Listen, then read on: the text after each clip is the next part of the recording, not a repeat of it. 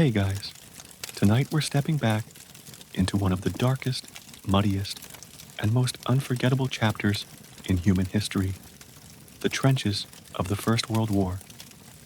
Imagine this: the air smells of damp soil and unwashed wool.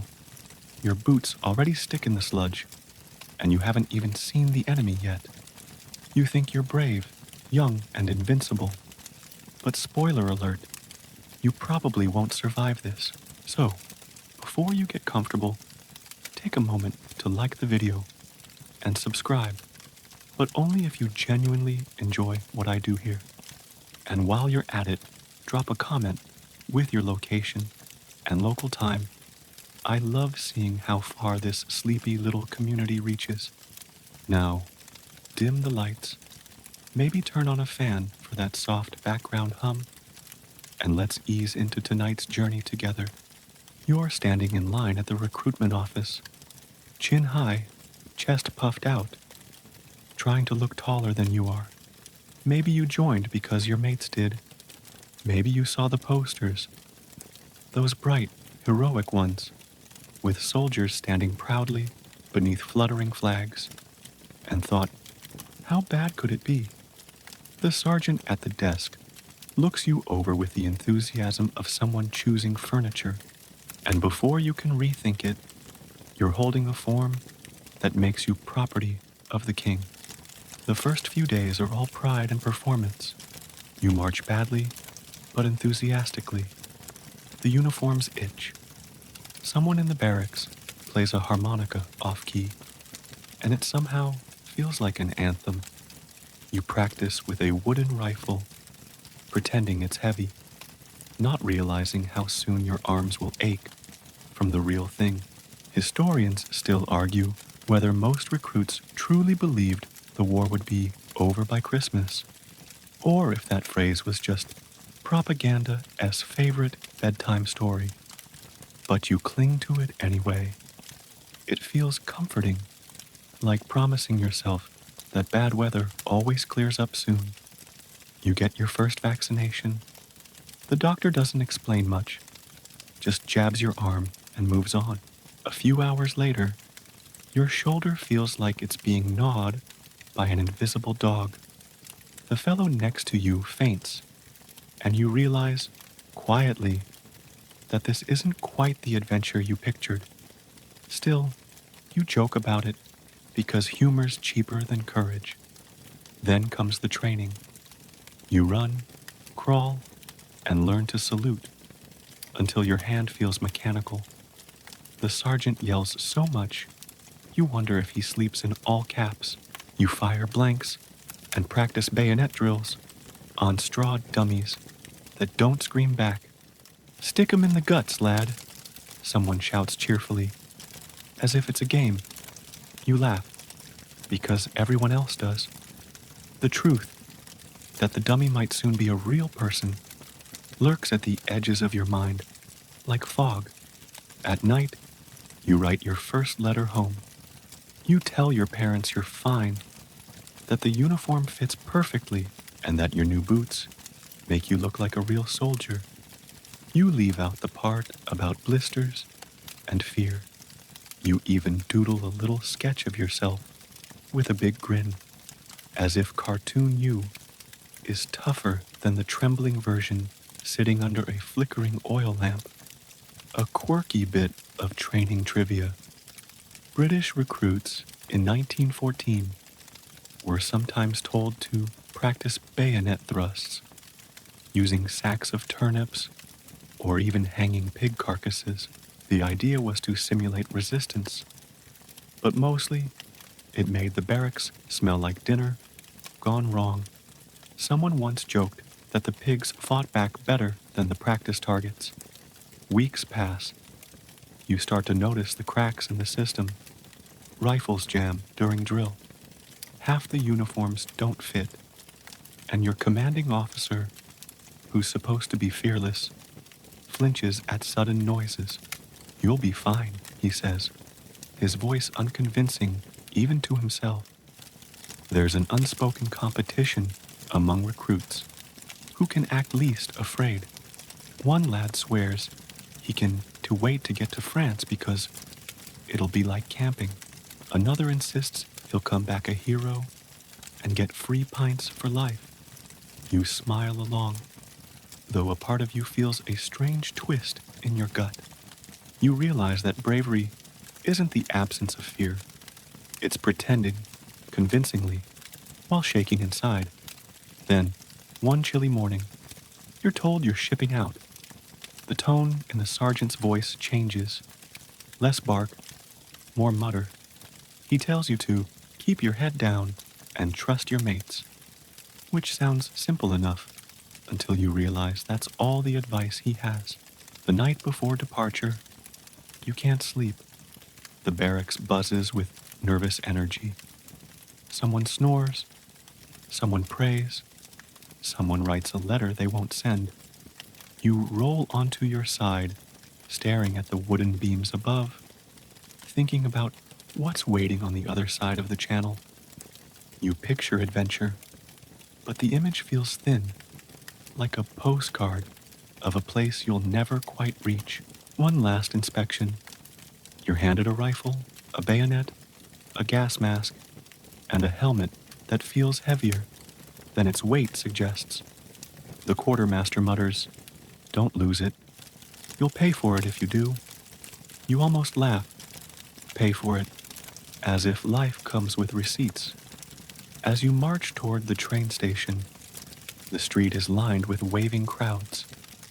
Children cheer, women throw flowers, and for a second, you feel like a movie star.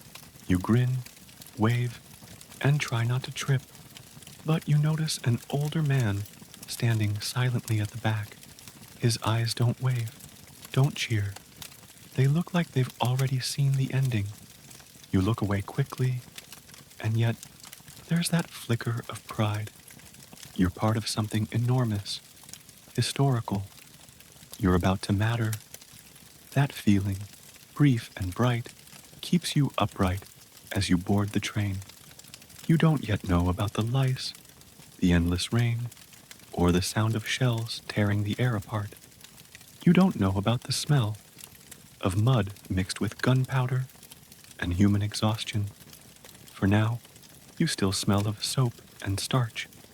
As the whistle blows and the train lurches forward, someone in your carriage starts to sing a marching tune. You join in half-heartedly, pretending the rhythm steadies your pulse. The fields blur past. The sky darkens.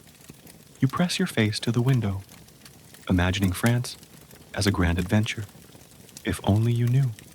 By the time the sun rises again, you'll be at the edge of the front lines, and that's where the comfort of ignorance ends. The world you knew, of beds, warmth, and clean hands, will dissolve into mud, but for now, the train clatters on, carrying you and thousands like you toward history's dirtiest classroom, where the first lesson is survival, and the grading curve is cruel. The train screeches and shudders like it's nervous too. You're pressed shoulder to shoulder with 100 other men, the air inside thick with sweat, tobacco, and something metallic that clings to your tongue. Outside, station signs blur past in names you can't pronounce, the letters foreign and sharp. You keep your pack wedged between your knees so it doesn't slide away. Everything you own in one rough canvas bag, the rhythmic clank of wheels on tracks should be comforting, but it's not. It's hypnotic, like a heartbeat that's slowly losing confidence. You pass tin cups down the line to share lukewarm tea that tastes faintly of rust, and someone cracks a joke about how at least the tea's French now. A weak laugh ripples through the carriage. No one mentions the obvious, that the next stop isn't a holiday. A British newspaper lies on the seat beside you. Its headline boasts, "Our boys march toward victory." The men read it like it's a bedtime story, not a death forecast. Historians still argue whether propaganda saved morale or doomed honesty, but in this moment, it keeps you from shaking too hard. You trace the ink with your finger, pretending the words mean something you can believe in. Somewhere near Calais, the train halts for hours. You're told it's a scheduling delay. Translation: there's shelling further up the line. A few men stretch their legs outside, gulping cold air that smells faintly of sea and coal. You join them, feeling the chill bite through your uniform. For the first time, you see soldiers returning from the front, faces gray with exhaustion, eyes hollow, boots clotted with a color of mud that seems almost alive. None of them speak. One carries his helmet by the chin strap, like a memory he'd rather not wear anymore. That's when it hits you, not as a thought, but as a quiet, physical fact. You're replaceable. Every train coming back could be a preview of your return, if you're lucky enough to have one. You board again, the door slamming shut like a verdict. A sergeant mutters that the next station is closer to the line. The men stop singing. Even the harmonica player leaves it in his pocket. There's one quirky superstition floating among the ranks. Soldiers spit on the first French soil they step on for good luck. No one knows why. Some say it's to leave a piece of yourself behind. Others claim it's to mark survival before the real fighting starts. When you finally step off the train and onto the battered platform, you spit too, just to be safe. The glob vanishes instantly into the mud. The air feels different here, heavier. You can hear thunder that isn't thunder, a distant, rolling percussion of artillery that makes the ground itself tremble. Someone whispers, "That's the sound of the line." You swallow. Your mouth's gone dry. The march from the station is long and clumsy. Your pack feels twice as heavy. Roads are rutted and slick, and you can't see more than a few yards ahead through the mist. Every so often, wagons loaded with the wounded roll past, their wheels squealing. The men inside don't look at you. They just stare at nothing, as if looking might hurt. One has a bandage where an arm should be. Another hums tunelessly, eyes glazed. You keep walking, because stopping feels like admitting something too large to name. You pass through villages that barely exist anymore. Roofs caved in, windows boarded, streets empty, but for stray chickens. In one, a handwritten sign in broken English reads, "God protect the fools." You wonder which category you're in. When you reach the staging camp, it's less a camp and more a mud patch with tents. You're told this is where you'll wait before heading up the line. The phrase sounds harmless until you realize it means toward the front. Down the line is back toward safety. Up is never good. You line up for rations. A slice of bread that looks insulted to be called bread, a spoonful of tinned stew, and something the cook insists is tea. You eat it all because hunger outranks taste. Around you, men talk quietly about girls, home, football scores, anything that sounds like yesterday. You try to join in, but your sentences feel clumsy. You're half listening, half watching the horizon, where flashes of light blink like faraway lightning.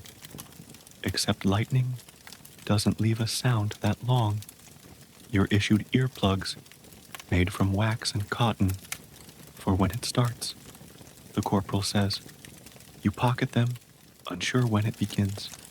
That night, you sleep, or try to, on ground that seems to move under you, soft from rain and footsteps. Your dreams are all noise, trains, explosions, shouts. You wake just before dawn to a whistle that means it's time to move again. The march to the trenches begins before sunrise. The road narrows, and the sound of guns grows louder, pulsing through your ribs. Occasionally, a group of soldiers passes in the opposite direction, faces streaked with mud, uniforms shredded. One of them calls out, "Enjoy your stay," and laughs a little too hard. You don't laugh back. A mainstream historical fact. During the early years of the war, troops often traveled to the front by narrow-gauge supply trains, then continued on foot through roads so churned up they could swallow a horse. It wasn't until later that more structured transport systems were organized. But by then, millions had already learned what walking through hell felt like. By midday, you reach what looks like a ditch, stretching endlessly in both directions. Men climb in and out of it like ants, sandbags, barbed wire, and the faint smell of something rotten cling to the air. A soldier greets you with a grin that doesn't reach his eyes and says, "Welcome to the neighborhood." You follow him down a slope slick with clay, nearly losing your footing. The trench walls rise above you, blotting out the sky. The sound of gunfire feels closer now, like someone hammering at the edge of your thoughts. Water pools at the bottom of the trench, mixed with mud thick enough to pull off boots. You steady yourself against the wall, feeling it crumble slightly under your palm. The soldier hands you a periscope, just a tin tube with mirrors. "Have a peek," he says. You do. And what you see is a flat, endless wasteland broken by shell holes, wire, and the distant haze of smoke. No trees, no movement, no comfort. You lower the periscope, not sure what you expected. Somewhere behind you, someone laughs. Too loud, too sudden. "First timers," another voice mutters, half pity, half amusement. That night, as you huddle under a blanket damp from mist, you realize you've stopped thinking about when you'll go home and started wondering if the train that brought you here feels like a lifetime ago. Its rhythm still hums faintly in your bones, but now it's out of sync with your heartbeat. You close your eyes, hoping for sleep, but all you hear is the faraway growl of the front, steady, patient, waiting. The first night in the trench feels less like arrival and more like falling into the earth. This open mouth. You drop down from the fire step, boots squelching, and suddenly the world shrinks to shoulder width. Walls rise high on either side, dripping with condensation and the runoff of rain that's been falling for days. The air is a stew of clay, sweat, and something faintly metallic, like a rusted coin held too long in your mouth. A corporal shoves past you with a muttered, "Keep moving," and you shuffle forward, pack digging into your spine. Somewhere above, a machine gun rattles.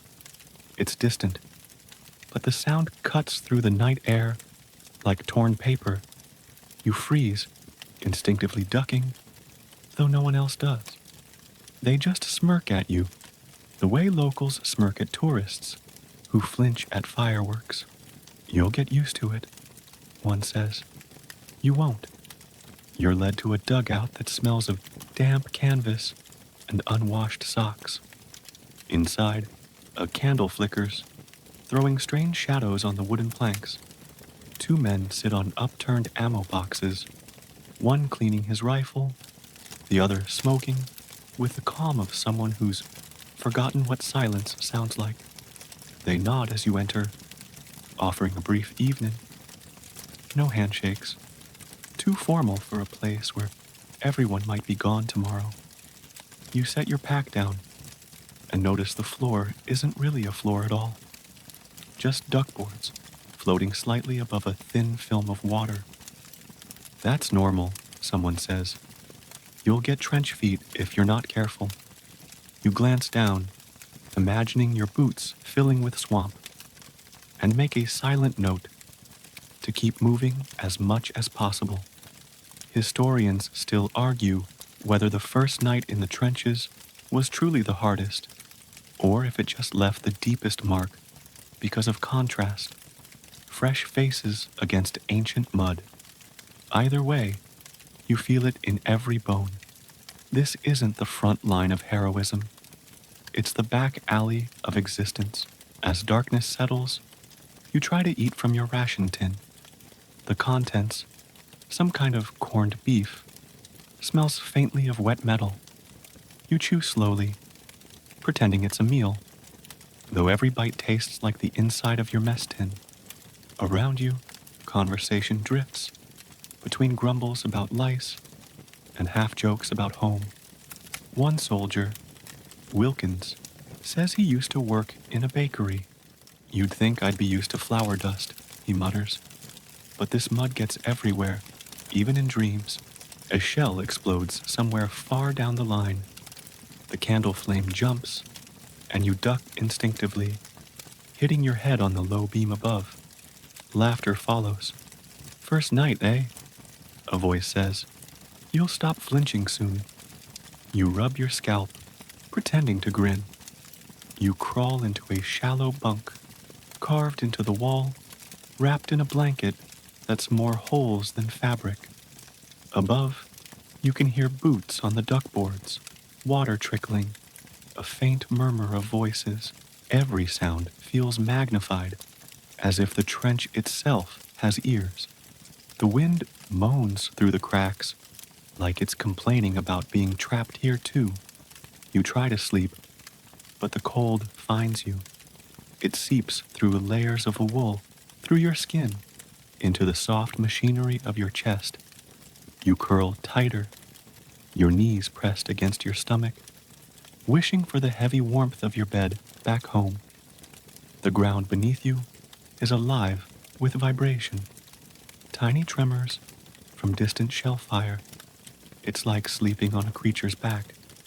A quirky fact: some soldiers swore that rubbing bacon grease on your boots before bed kept the rats from chewing the leather while you slept. Others insisted it only made you smell like a midnight snack. You can't tell which is true, but tonight you try anything for comfort. At some point, you drift off. You dream of trains, of marching bands, of sunlight. When you wake, it's still dark. Time here isn't measured in hours anymore. It's measured in shell bursts and whistle blows. A new sound fills the air. Boots sloshing quickly. Orders whispered harshly. You peek out of the dugout. A pale glow rises from the eastern horizon, but the light only makes the landscape stranger. Everything is flattened, colorless, and glistening. Barbed wire tangles across the field ahead, coated with frost that looks almost beautiful until you remember what it's for. The corporal appears again. Stand to, he shouts. It's dawn. Attack time. You scramble up to the fire step, knees knocking. The trench is alive with movement now. Men shoulder rifles, check bayonets, and curse softly under their breath. You follow their lead, though your hands shake so badly you nearly drop your weapon. You peek over the parapet. The no man's land before you stretches wide and lifeless. Smoke drifts like fog.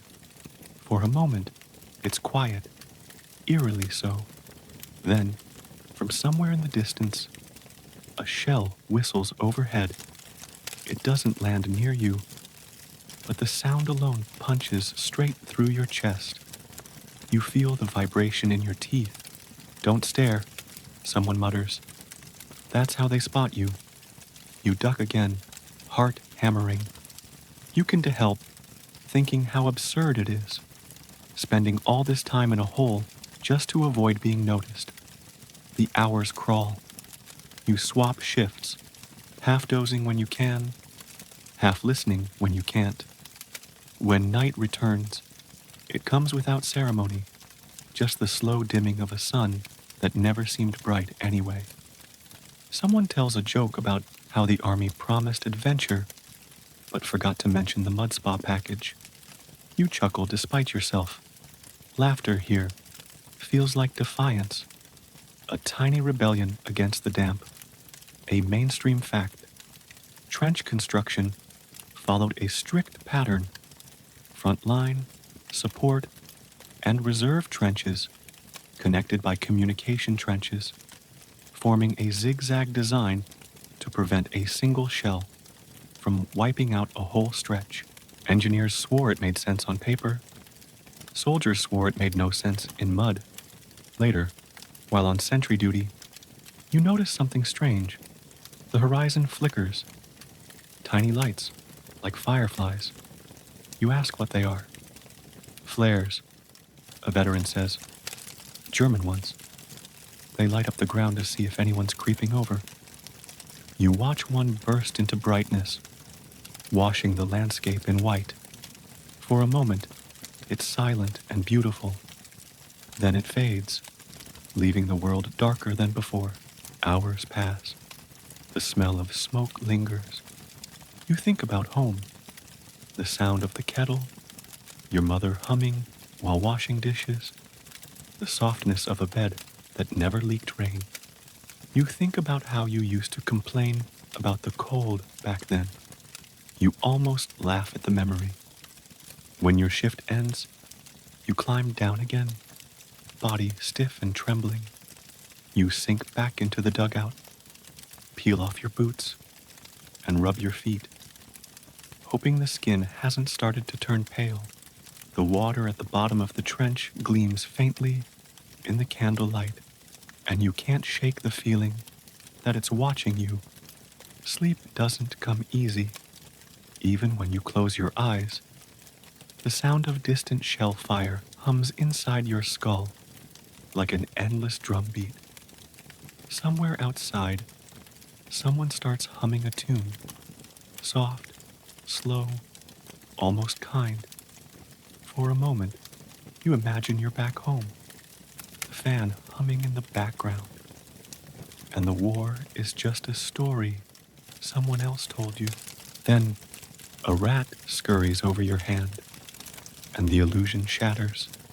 You sigh, too tired even to flinch, and whisper to yourself, "You'll get used to it." You won't, but saying it helps. You wake to the sound of dripping. Not rain exactly, more like the steady leak of the world above you. Water slides down the trench wall, glistening in the weak daylight that filters through a torn bit of tarp overhead. You've slept maybe 2 hours, but your body doesn't know it's morning. Here, time is a rumor, passed between shell bursts.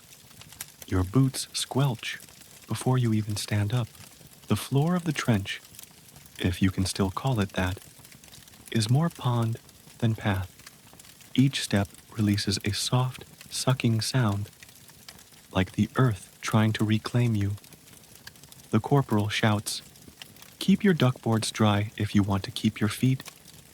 And you want to laugh because the boards have been floating for hours.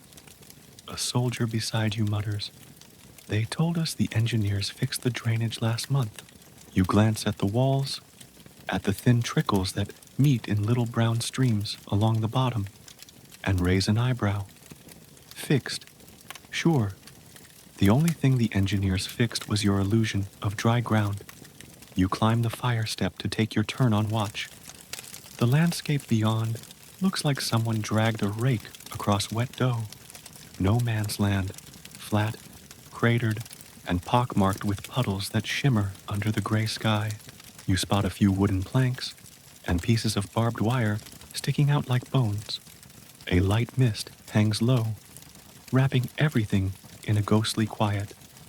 For a moment, it's almost peaceful, until the wind shifts and brings with it the thick, sour smell of decay. Historians still argue whether the worst part of trench life was the enemy or the environment. For most soldiers, It wasn't bullets or shells that broke them first. It was the mud, and not the soft, innocent kind from childhood puddles, but mud that behaved like a living thing. You remember reading somewhere that the clay in Flanders holds water like a sponge. The constant shelling churns it into sludge, mixing in splinters, shrapnel, and everything else unlucky enough to fall into it.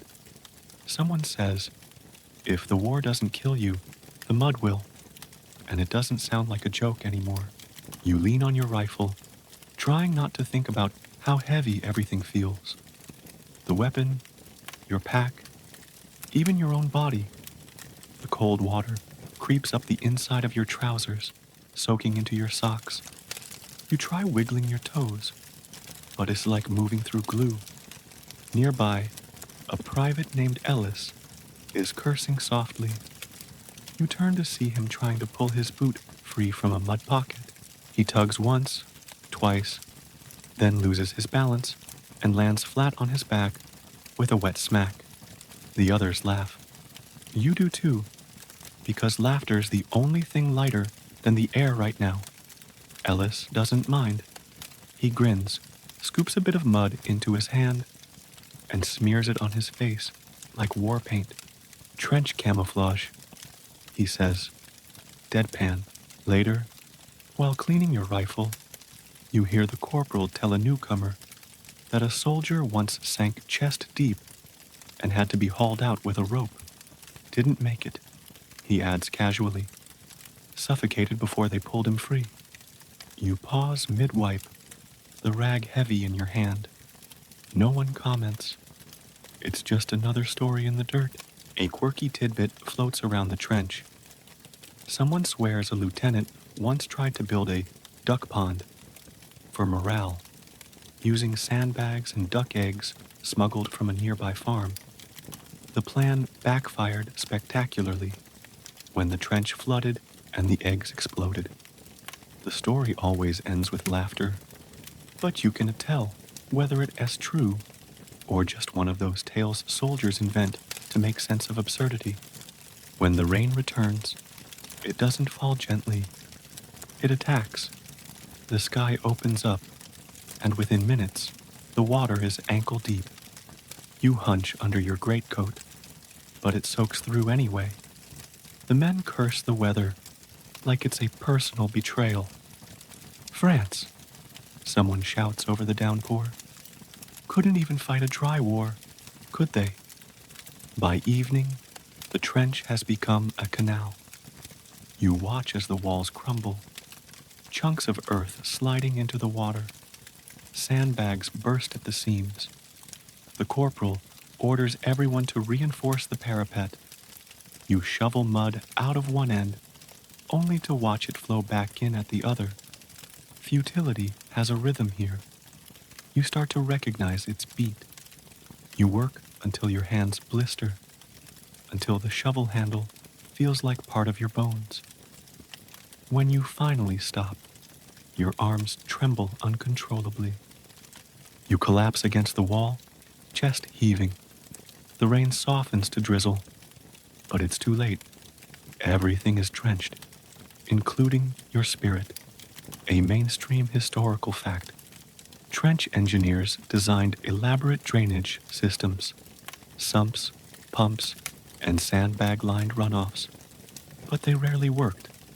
In high rainfall areas like Ypres, trenches could flood within hours, drowning supplies, destroying shelters, and forcing men to sleep standing up. When darkness falls, the temperature drops sharply. You huddle under your damp blanket, knees tucked to your chest. The mud's chill seeps upward, numbing your legs. You rub your hands together, but there's no warmth to find. You whisper to no one in particular. At least it can't get worse. The trench laughs back with another soft plop of falling water. You drift in and out of sleep. Dreams of dry ground fade into nightmares of sinking. In one, you're waist deep, unable to move, the mud tightening like a fist around your ribs. You wake with a start, gasping, heart pounding. The dream lingers, sticky and real. Wilkins, the baker from before, offers you a sip of rum, helps keep the cold off, he says. You take it gratefully, the warmth spreading like courage. They say mud's good for the skin, he adds. You chuckle weakly. Maybe we'll all come out of this looking younger. A distant explosion punctuates the joke. Everyone freezes for half a second, then resumes what they were doing. The noise has become as ordinary as breathing. By morning, the sky clears for the first time in days.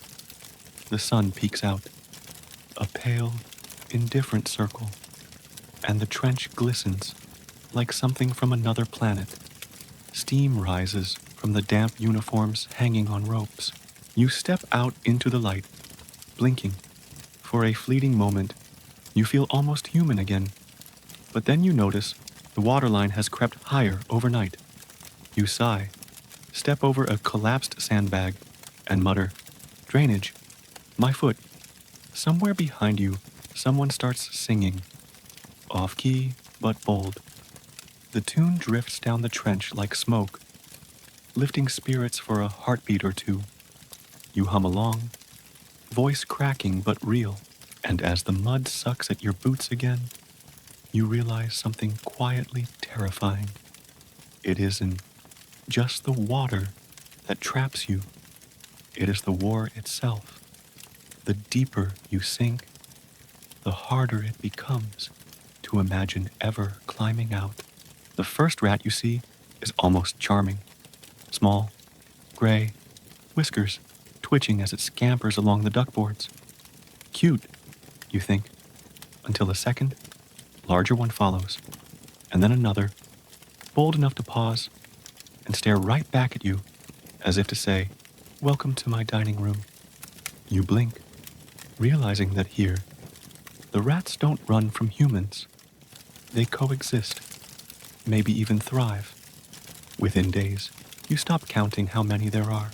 They move through the trenches like shadows, squeezing through cracks, disappearing into dugouts, bold enough to crawl over sleeping soldiers. They only nibble the dead ones, Wilkins says, with a grim grin. And you wish he were joking. You learn quickly to check your blanket before wrapping yourself in it, just in case. At first, you try to keep your rations sealed, but the rats always find a way. They chew through tins, gnaw on boots, and once, you swear, drag off half a biscuit, tin lid like a trophy. The sound of them scurrying becomes the soundtrack of trench life. Tiny claws over wood, tails flicking against tin cups, soft squeaks echoing through the night. Historians still argue whether the rat population in the trenches reached hundreds of millions or, if that S, just the soldiers, exhausted exaggeration. But everyone agrees they were there in plague-like numbers. Fat, fearless, and far too clever. You sit on your bunk one night, trying to write a letter home. You get halfway through, "Dear Mum, everything's fine," before a rat runs across your lap. You freeze, pen hovering, heart thudding. The creature pauses, looks up, and then, unbelievably, sniffs at your sleeve before darting off. You stare after it, wondering which one of you is truly the intruder here. There's a strange hierarchy to it all. The smaller rats, thin, twitchy, live on scraps. The big ones, glossy and confident, feed on more substantial meals. You hear whispers of men who found rats gnawing on corpses, half buried in the trench wall. Nobody admits to seeing it firsthand, but the stories hang in the air like a bad smell. One evening, Ellis from your section decides to declare war on them. He rigs a trap from a tin can, some string, and a bit of bread. Within minutes, he catches one, small, squirming, furious. He holds it up triumphantly, and everyone cheers like it's a major victory. But as he tosses the rat over the parapet, 3 more scurry in, as if to replace their fallen comrade. They've got a draft system, someone jokes. You laugh, because if you don't, the madness will seep in. A quirky tidbit floats through the trench. Some soldiers claimed that if you left a candle burning beside your bunk, the rats wouldn't approach. They hated the light. Others swore the opposite, saying the flicker attracted them. You try both methods on different nights. Both fail. When you eat, you guard your food like a dragon with treasure. You balance your tin on your knees, elbow out to block invaders. You eat quickly, eyes darting. It feels absurd, like playing chess against nature and losing every game. Touring one rare lull in shell fire, you and Wilkins spot a particularly enormous rat near the communication trench. It's so big that for a moment you mistake it for a cat. We should name him, Wilkins says. After a brief debate, you settle on General Nibbles. It becomes a running joke for days. Every time someone hears scurrying, they mutter, "The general's inspecting the troops." That night, the laughter fades when the corporal finds the remains of an old rations crate half eaten through, with what looks suspiciously like rat droppings mixed into the stew tins. You still eat the stew, of course.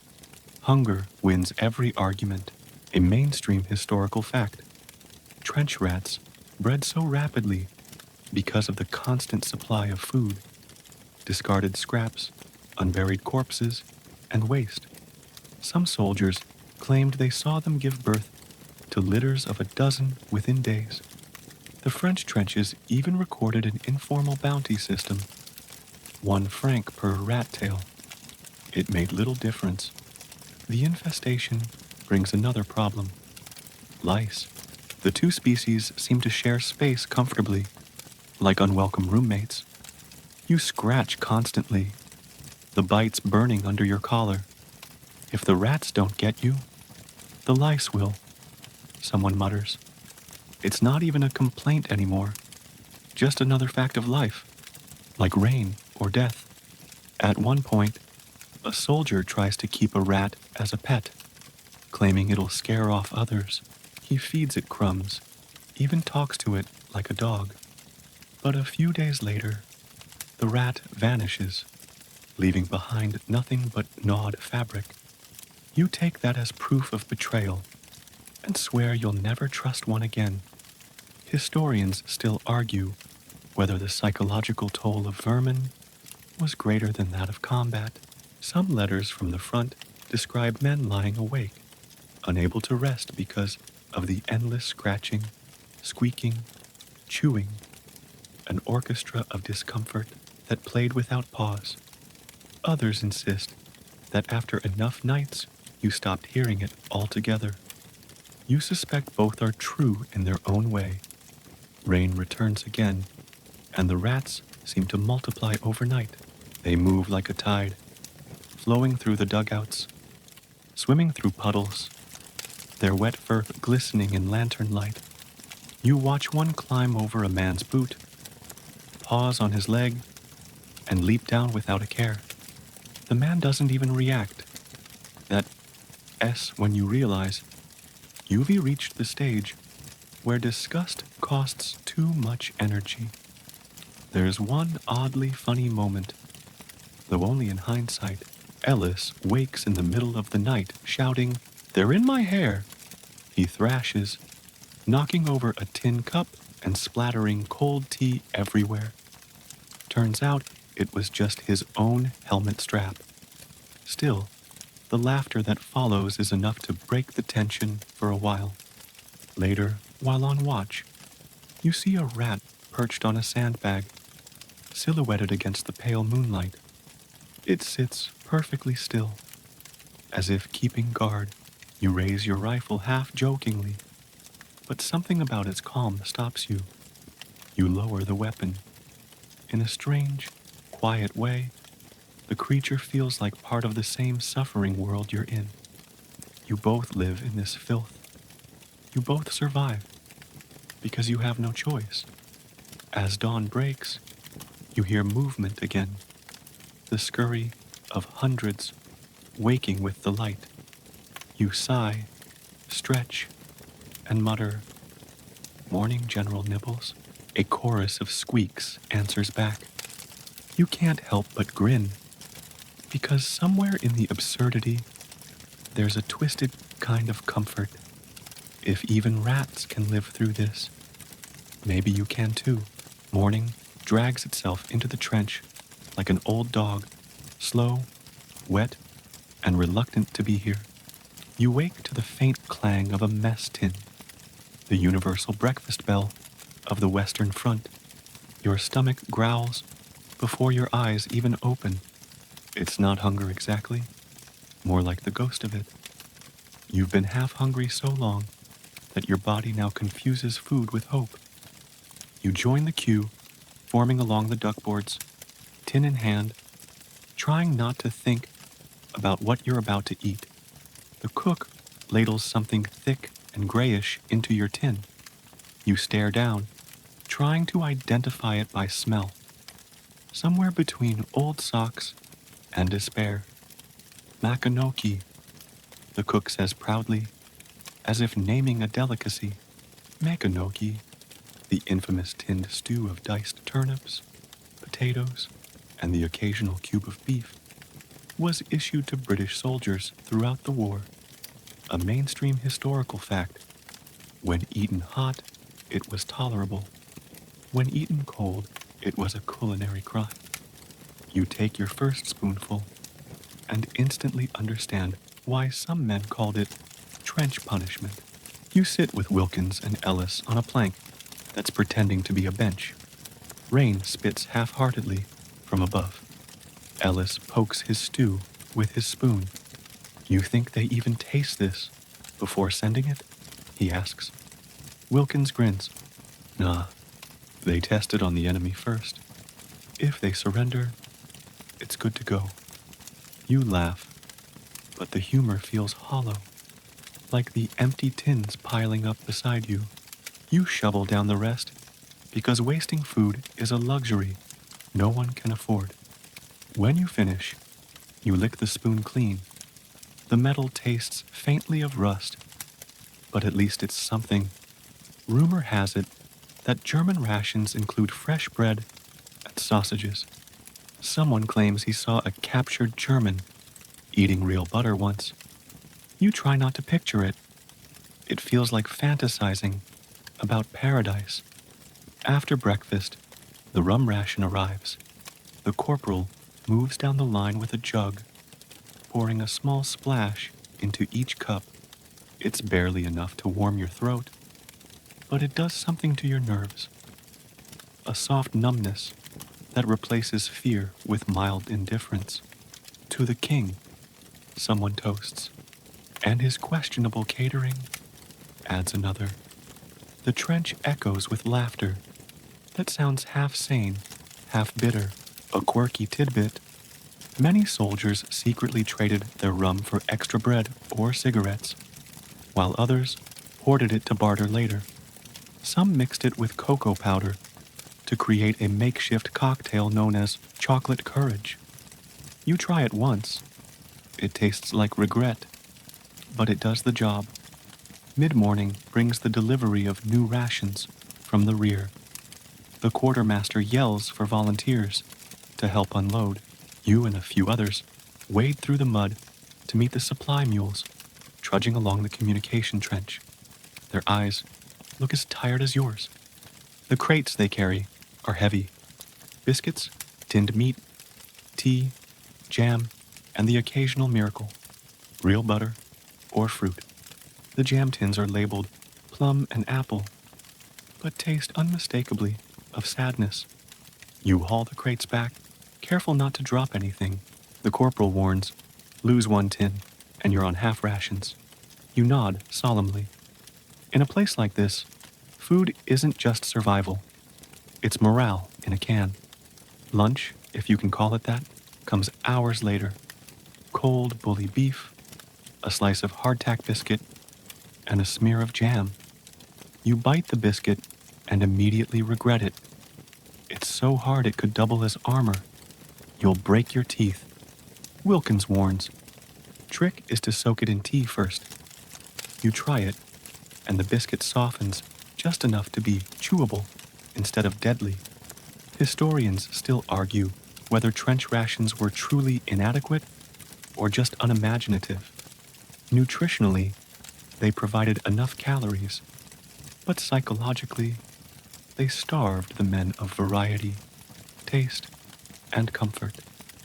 After weeks of eating the same thing, your senses dull, your cravings fade, and even hunger becomes routine. That night, a supply sergeant brings word that someone down the line got hold of a live chicken, smuggled from a nearby farm. The promise of fresh meat spreads faster than gossip. You half expect to see the trench erupt into celebration. Instead, there's quiet anticipation, like a collective daydream. They'll probably feed it to the officers, Ellis mutters. Course they will, says Wilkins. Rank has privileges. And poultry.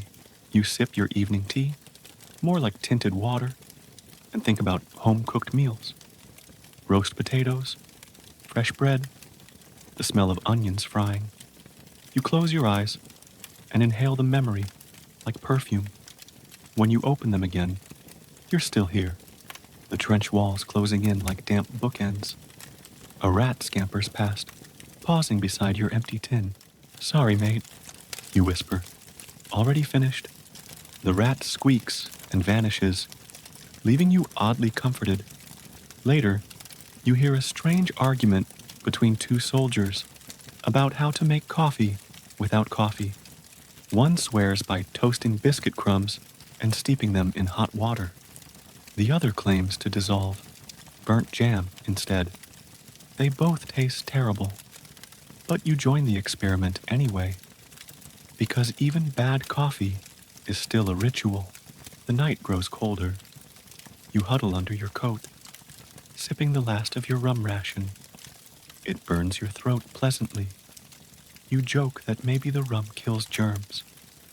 If it doesn't, says Wilkins, it at least makes you forget you've got them. Around midnight, the trench goes quiet, except for distant artillery.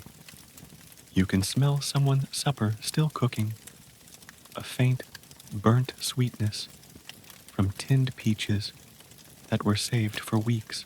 It's the kind of smell that makes your chest ache, because it's both familiar and unreachable. You think about writing another letter home, describing what you've eaten, but you stop yourself. Dear Mum, dinner was slightly less awful today. Doesn't sound like the kind of sentence worth crossing the channel. Instead, you write, all's well, food's good, we're keeping warm. It's a lie, but an easy one. You tuck the letter into your pocket and look up at the stars, dim through the mist. Somewhere out there, someone else is probably eating a proper meal, clean and dry. You can't decide if that thought makes you angry or comforted. Historians still argue whether food morale truly kept soldiers fighting, or if it was simply the illusion of routine that did. Either way, the rations, awful as they were, gave shape to the days. Breakfast meant survival through the night. Dinner meant you'd made it one more sunset. You take another sip of your cold tea, grimace, and mutter, gourmet living. Wilkins laughs, then says softly, you know, if we ever get home, I'm never complaining about burnt toast again. You clink your tin cup against his in quiet agreement. You wake before dawn with the kind of itch that feels like punishment. It starts as a faint tingle along your collar, then spreads, neck, back, wrists, ankles, Like tiny sparks under the skin, you scratch harder and harder until you realize you're not alone. Around you, half the trench is at it, squirming, groaning, muttering curses under their breath. It's the universal morning chorus of the Western Front. Lice, your constant, intimate companions. They're invisible at first, just whispers of discomfort. But then you spot them, tiny, pale dots clinging to your seams, moving with impossible arrogance. You flick one off, crush another between your nails, and watch it smear against your finger. Victory lasts about 2 seconds before 3 more appear to take its place. A mainstream historical fact. Nearly every soldier in the trenches was infested with lice at some point. Official reports politely called them chats. The euphemism didn't make them any less revolting. You quickly learn the slang. Chatting means delousing, not gossiping. And chatting becomes as routine as eating, sleeping, or ducking from shells. You and Wilkins set up a small fire in an old biscuit tin, the kind of the makeshift stove soldiers across the line used. You hold your shirt over the heat, watching for movement. The trick, someone once told you, is to burn the seams without burning the fabric. Easier said than done.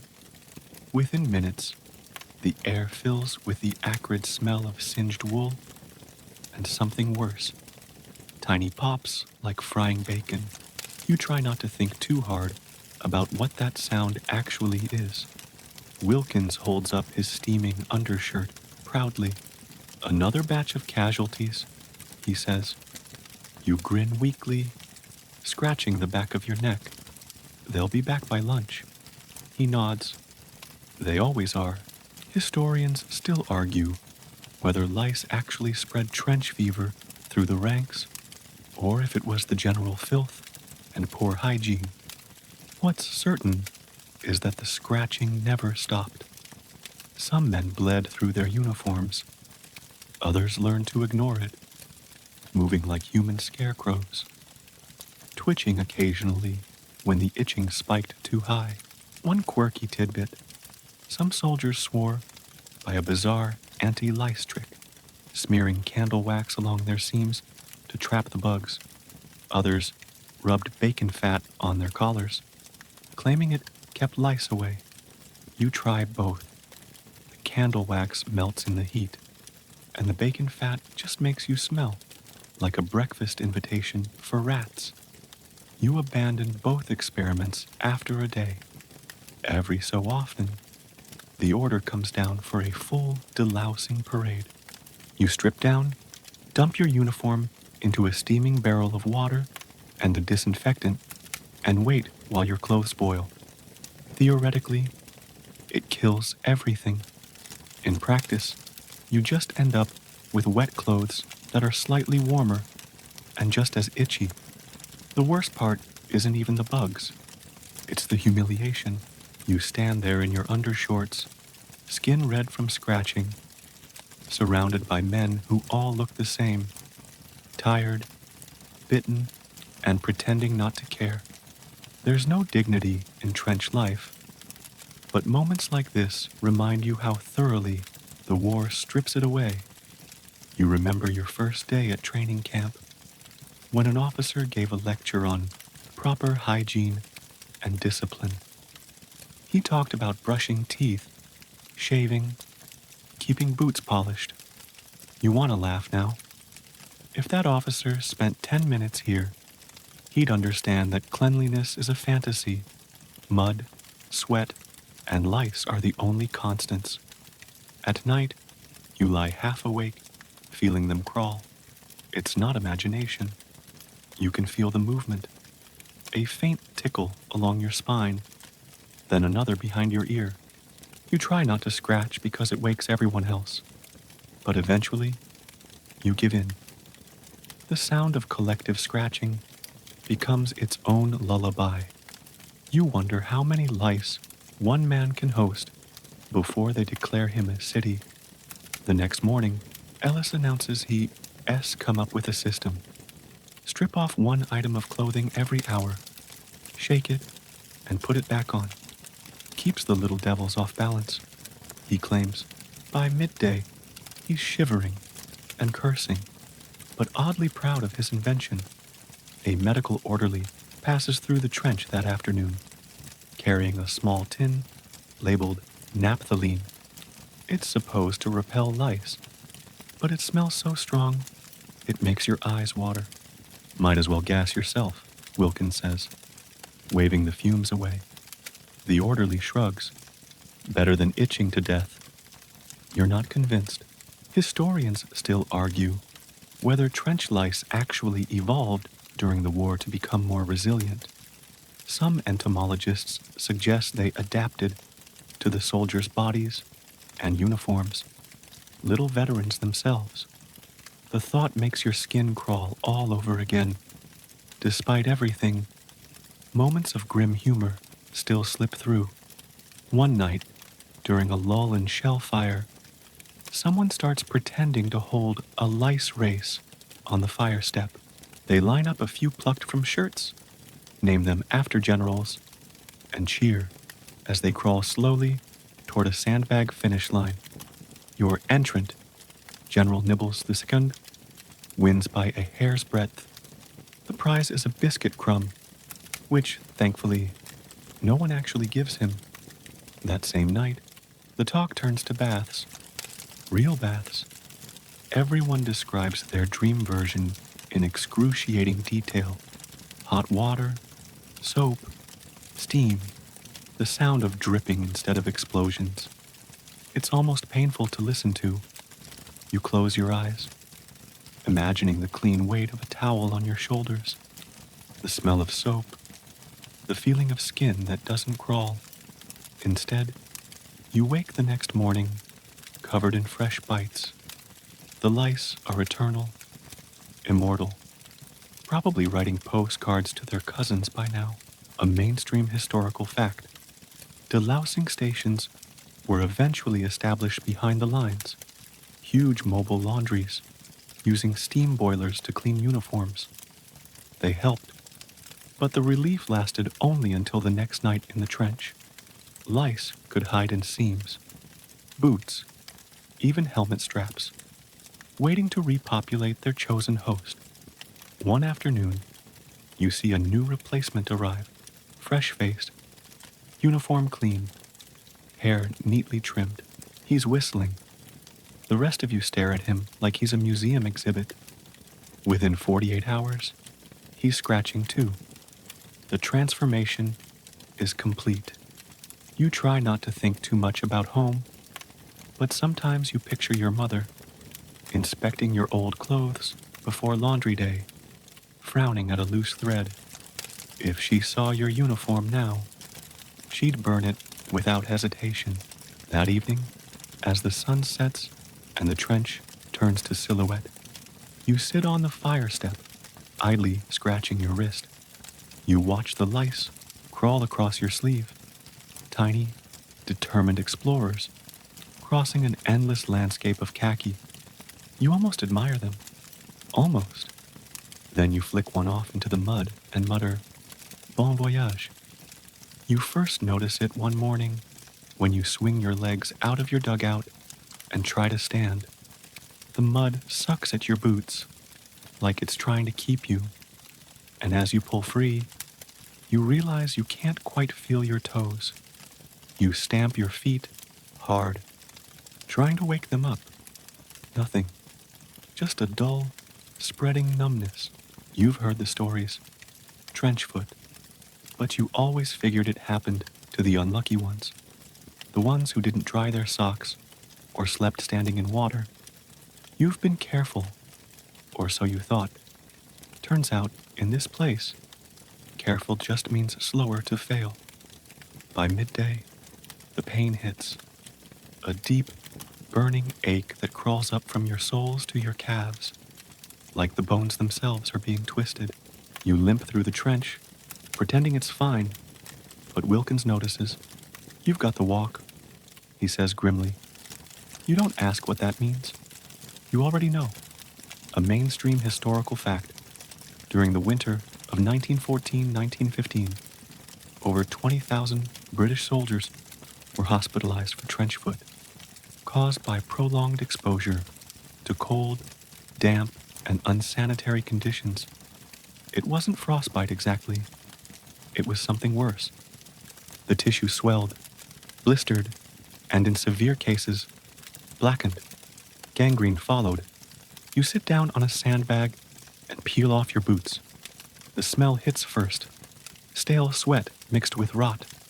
Your socks are soaked. The skin underneath pale and soft, wrinkled like old paper. When you press your thumb against your heel, the imprint stays. Wilkins looks away. You better tell the corporal, he mutters. Before you can't walk at all. You shake your head. I'll be fine. The lie feels heavy on your tongue. Historians still argue whether trench foot was a failure of discipline or an inevitable consequence of environment. Commanders issued endless orders. Change socks daily, grease your feet with whale oil, keep them dry. But how do you keep anything dry in a trench that doubles as a swamp? That afternoon, the quartermaster hands out fresh socks and a tin of whale oil. The instructions are simple. Rub it on before your next sentry shift. You sit cross-legged in the mud, massaging the oil into your numb feet. It's thick and greasy, smelling faintly of the sea. Imagine, Wilkins says, some poor whale died so you could keep your toes. You laugh, but it's hollow, a quirky tidbit. Some soldiers swore by rubbing rum on their feet instead. It supposedly improved circulation. Others claimed goose fat worked better. You try the rum method once. It burns like fire, but for a moment you actually feel your toes again. You take it as a small victory. Despite your efforts, the numbness keeps spreading. The medics tell you to rest, but rest in the trenches means sitting still while your body freezes. The ground steals heat faster than you can make it.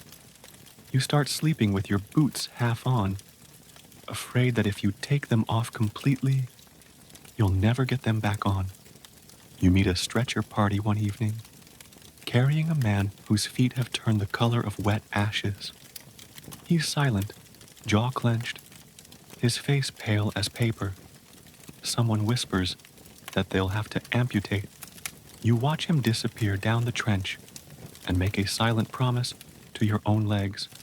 Not me, not yet. Historians still argue about the psychological effect of trench foot.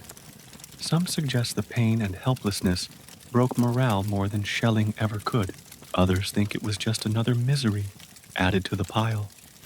No more tragic than lice, rats, or hunger. But when you feel the throbbing pulse in your feet each night, it's hard to believe anything could hurt worse. The medics, bless them, do what they can. They hand out more whale oil, wrap feet in rough bandages, and insist on foot parades, where men line up to show their toes to medical officers like school children showing homework. You shuffle forward, embarrassed, your socks still damp. The officer peers down, nods once, and mutters, "Keep them dry." You resist the urge to ask how. Rain falls again, always rain. It patters on helmets, fills shell holes, trickles into dugouts. You dig small channels in the mud to drain it away, but they just refill within hours. You stand on the fire step, trying to lift one foot at a time, as if alternating will trick your body into staying alive. Wilkins develops it next. His feet swell so badly that he can't get his boots on. He spends a day sitting in the dugout, swearing softly, rubbing his legs, eyes unfocused. "If they ship me back," he says, Tell my mum it wasn't the Germans that got me. It was the weather. That night, you help him wrap his feet in spare sandbag cloth. The gesture feels pathetic, but it's all you can offer. You tell a joke about Trench Fashion Week, mud's in this season, lads, and get a weak laugh in return. Small mercies, a mainstream fact. The Army eventually issued thigh-high rubber waders to help prevent a trench foot. They were heavy, awkward, and in practice, almost useless. The mud found its way in anyway. One officer described trench life as a battle between men and moisture always wins. There's one odd superstition among your platoon. Never take off your socks after midnight. Apparently, it brings bad luck. Or maybe it's just that the cold air bites harder at night. Either way, you follow the rule religiously. You try everything. New socks, dry straw, rubbing feet near the brazier. But some nights, when the wind cuts through your uniform and your feet throb with that deep, bruised ache, you wonder if it's worth it. Then, one dawn, you're jolted awake by shell fire. The trench shudders, mud spraying like rain. You jump up, adrenaline drowning out the pain, and for the first time in days, you forget your feet. You scramble, duck, reload, shout. When the barrage finally stops, you collapse back onto the fire step, panting. Your heart still races, but the pain is gone, burned out by fear. You laugh weakly, realizing that the only cure for trench foot might be terror. Later that night, when the quiet settles in again, the pain returns, familiar, heavy, insistent. You sigh, flex your toes, and whisper to the dark, still here. Somewhere nearby, a rat squeaks, probably agreeing. The first time you feel an artillery barrage, up close, it's not the noise that gets you, it's the pressure. A rolling, physical punch that travels through the air and straight into your chest, like the sky itself is collapsing. The sound follows, a split second later, deep and metallic, shaking your teeth. You hunch down instinctively, trying to make yourself smaller, but in a trench, there's nowhere small enough to hide. Shelling, you quickly learn, isn't just about explosions. It's rhythm, a steady, unpredictable percussion of fear. You start to recognize types, the distant thump of outgoing fire, the higher whine of an incoming round. The old hands tell you, if you hear it, it's not for you. You wish that were comforting, but it isn't. A mainstream historical fact. Artillery caused roughly 60% of all battlefield casualties in World War I. The trenches weren't built to stop it, only to survive it. You cling to the idea that the dirt walls around you will hold, even as they shake loose dust into your hair with every blast. The ground doesn't just shake, it breathes. The shock waves pulse through mud, water, flesh, and bone. Every explosion flings chunks of the earth into the air, reshaping the landscape in real time. The neat lines you saw on the map? Gone. The world becomes one continuous scar of craters, each one still steaming like an open wound. You peer over the parapet during a lull. What was once a field is now an alien world. Hills and pits of wet clay, tree stumps splintered into black claws, barbed wire tangled like skeletal vines. Beautiful, isn't it? Wilkins murmurs beside you, half smiling. If you squint, it almost looks like the moon. You nod, because he's right. It does. The comparison isn't poetic, it's literal. The shell fire has scraped away the earth, leaving only gray dust and silence. Historians still argue whether artillery changed the nature of warfare or simply made killing more efficient. Some say it replaced courage with calculation. Whoever had the bigger guns won. Others argue it broke the old world entirely, reducing bravery to endurance. You don't care which theory is right. You just know that when the guns start again, courage feels like a luxury. A quirky tidbit circulates through the trenches. Somewhere down the line, a soldier supposedly found a shell that hadn't exploded and decided to use it as a stool. He sat on it for weeks before anyone realized. The story always ends the same way, and he lived longer than most. Nobody's sure if it's true, but everyone secretly checks what they're sitting on afterward. You begin to sense the patterns. The German guns fire in threes. Thump, thump, thump, then pause, then again. The French artillery answers in clusters. Your own side fires back, the replies echoing across no man's land like a grim conversation. The earth itself becomes a messenger, vibrating with every word.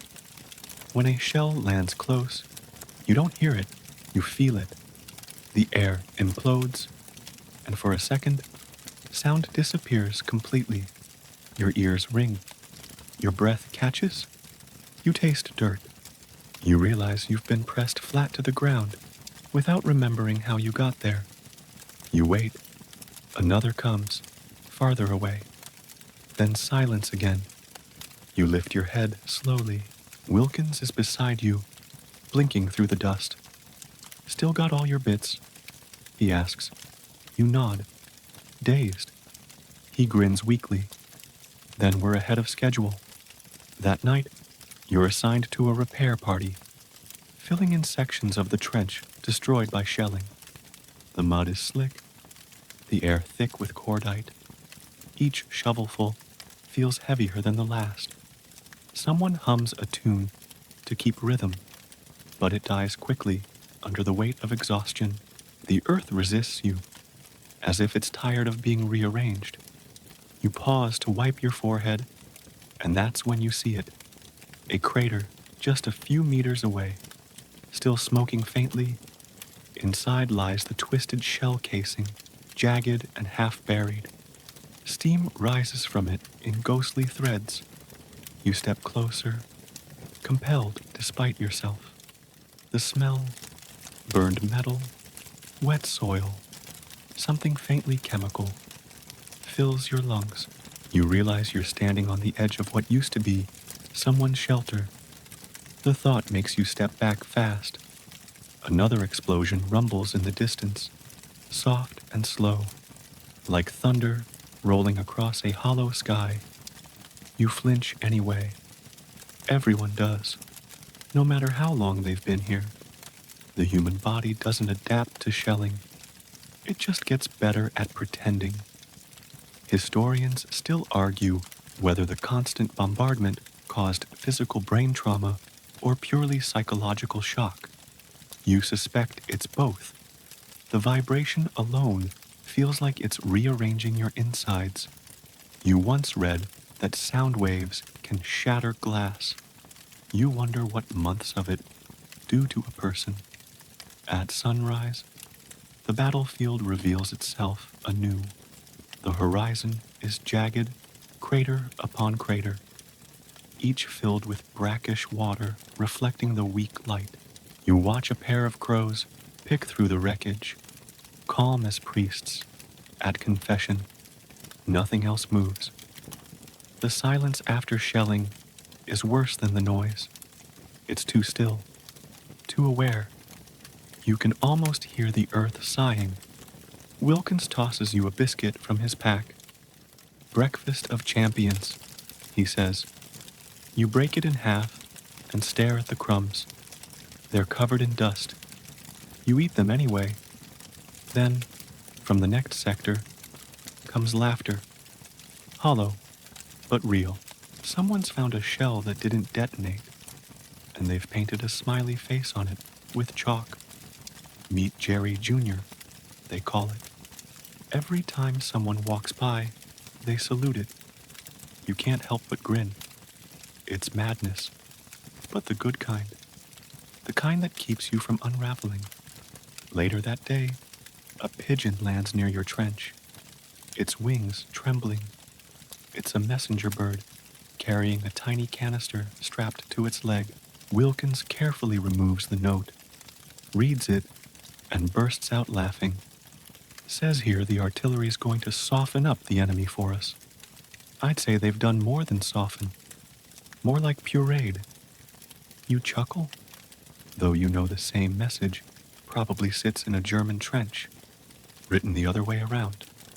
The bombardment resumes by evening, and you crawl into your dugout. Each blast makes the walls tremble. Dust sifts from the ceiling, landing on your face like ash. You close your eyes and count between detonations. 1, 2, 3, pause, until you drift into uneasy half-sleep. You dream of silence, of still air and solid ground.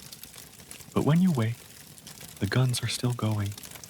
You sigh, rub your temples, and murmur, "Morning, world." No one answers, only another distant boom. You wonder if, someday, grass will grow again here, if children will walk these fields without knowing what lies underneath. The thought is strangely comforting. You roll your shoulders, pick up your rifle, and step back onto the fire step, ready to face whatever shape the earth decides to take today. Darkness doesn't fall in the trenches. It leaks in, slow and cautious, until it swallows everything. The sun goes down behind a curtain of smoke, and soon the only light left is the faint glimmer of distant flares. That's when the whispers begin. Night patrol tonight. You don't volunteer, but somehow your name is called anyway. You, Wilkins and Ellis, the corporal says. Listening post. Quiet work. You nod, trying to look unbothered, but your stomach tightens. Quiet work means crawling out into no man's land, that narrow strip of death between the trenches. The preparation feels ritualistic. You smear mud on your face to dull the shine. Blacken your bayonet. Check the bolt on your rifle 3 times. No jangling metal, no bright buttons, no talking above a whisper. Someone jokes, if you sneeze out there, make it your last one. You chuckle weakly, pretending not to imagine exactly how true that might be. A mainstream historical fact. Night raids and listening posts became standard trench tactics by 1916. Patrols crept out under cover of darkness to map enemy wire, capture prisoners, or gather intelligence. Sometimes they were ordered to bring back an enemy's shoulder patch as proof. Other times, it was just to listen to the whispers, the shovels, the movement beyond the wire. As you climb over the parapet, the world changes. The trench, for all its filth, had walls. It was somewhere. Out here, there's only the flat, broken wasteland of no man's land. You move on hands and knees, rifle slung across your back, every breath shallow. The mud clings to your sleeves. The air smells of iron and rain. Wilkins leads, crawling ahead like a shadow. You follow, keeping low. The night is filled with faint sounds, distant artillery, the occasional cough from the German line, the slow creak of barbed wire in the wind. You realize how loud your heartbeat feels, how every breath sounds like a confession. Ellis stops suddenly, hand raised. You freeze. There's movement ahead, a faint scraping, maybe 20 yards away. It could be rats, or it could be another patrol. You lie still, cheek pressed into the mud, eyes straining to adjust. A flare bursts overhead, turning the landscape silver for a second. You see the outlines of shell craters, shattered helmets, something that looks like a boot with no leg attached. Then darkness again. Wilkins leans back, whispers, "We'll set up here." You nod, sliding into a crater half filled with rainwater. The cold seeps through your uniform instantly. You pull your coat tighter and listen. Nothing but the slow drip of water and your own breathing. Listening posts are strange things. You're told to do nothing, to stay perfectly still and hear. The world becomes a set of layers. Wind, rustle, distant shouts, the faint metallic click of machinery being moved. Sometimes you think you hear whispers in German. Sometimes it's just the wind curling through twisted wire. A quirky tidbit. Some patrols carried small tin plates filled with earth to muffle the click of their rifle triggers or the crunch of a misplaced step. Others tied rags around their boots or crawled barefoot through the mud, preferring blisters to discovery. You've got rags tied around your soles tonight, and the mud still finds a way in. The hours drag. Every sound feels magnified. At one point, Ellis shifts, and his knee lands on something soft. He jerks back, muttering under his breath. You don't need to ask what it is.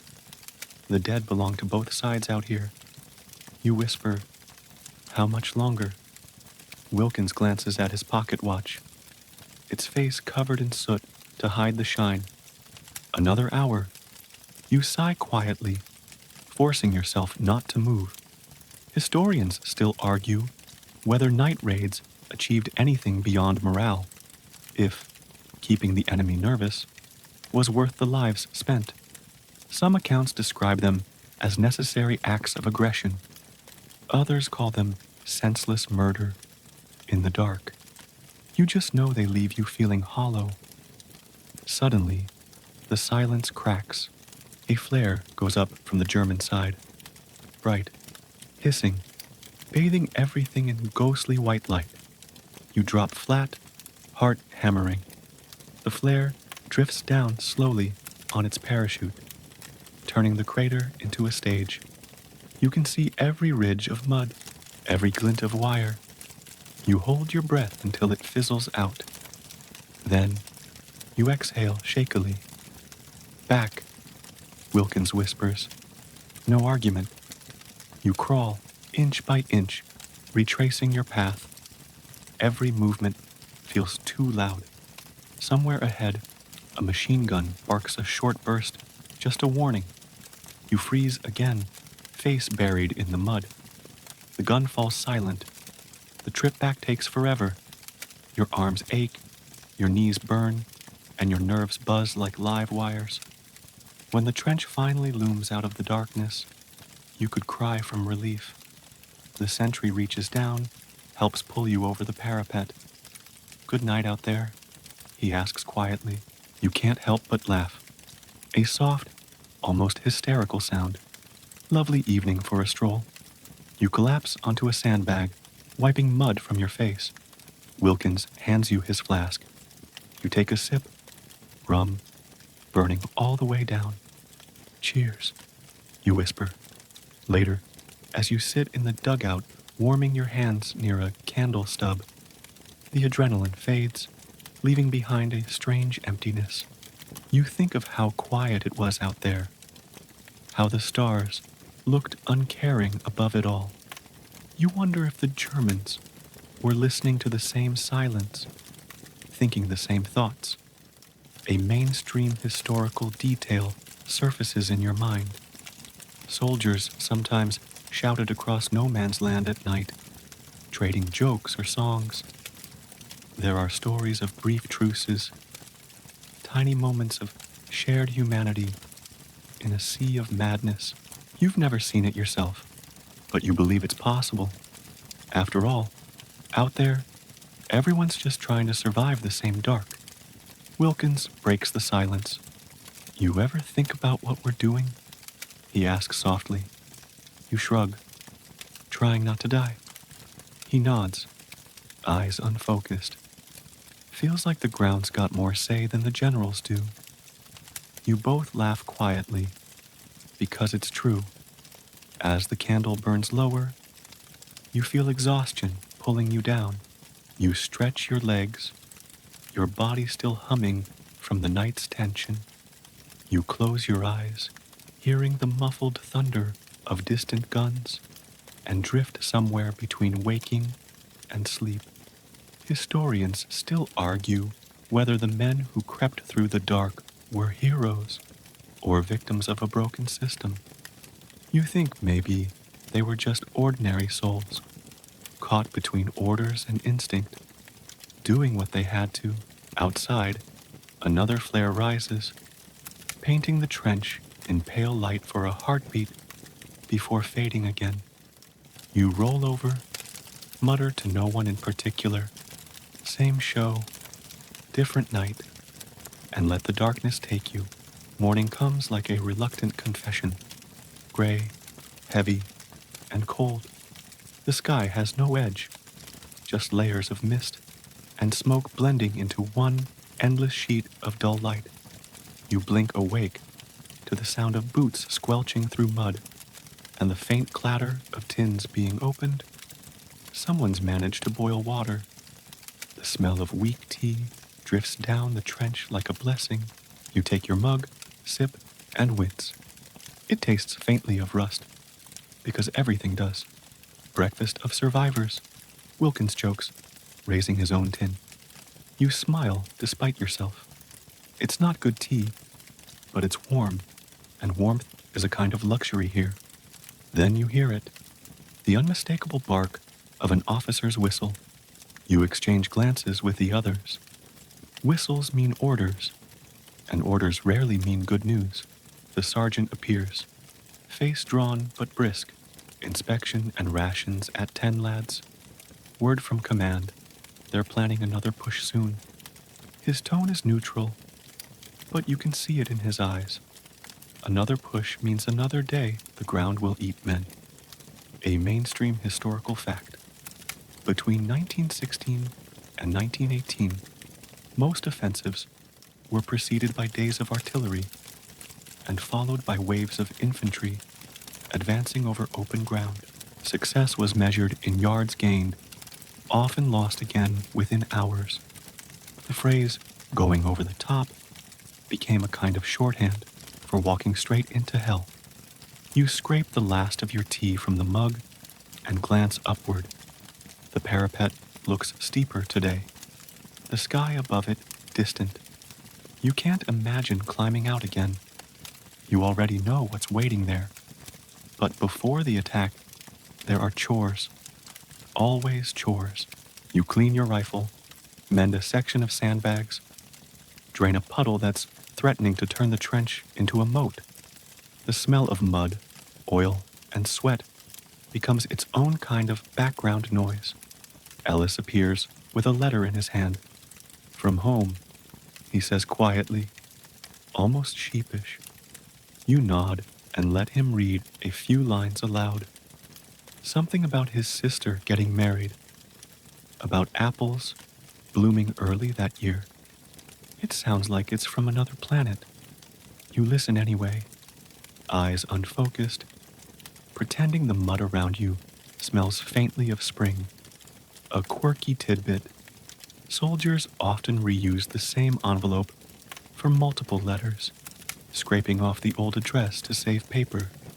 Some even wrote in tiny lines across the page in both directions, creating a dizzying crosshatch of words.